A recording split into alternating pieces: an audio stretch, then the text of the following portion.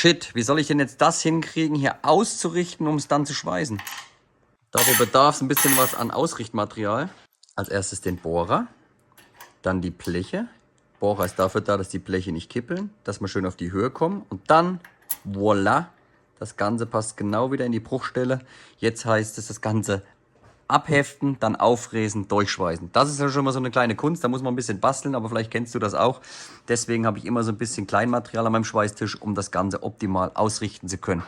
Weil hier kommst du mit einer Krippzange oder Spannzwinge nicht weiter. Jetzt hau mal raus, wie du das so machst und leit's auf jeden Fall deinem Kumpel weiter, der Ausrichtprofi ist.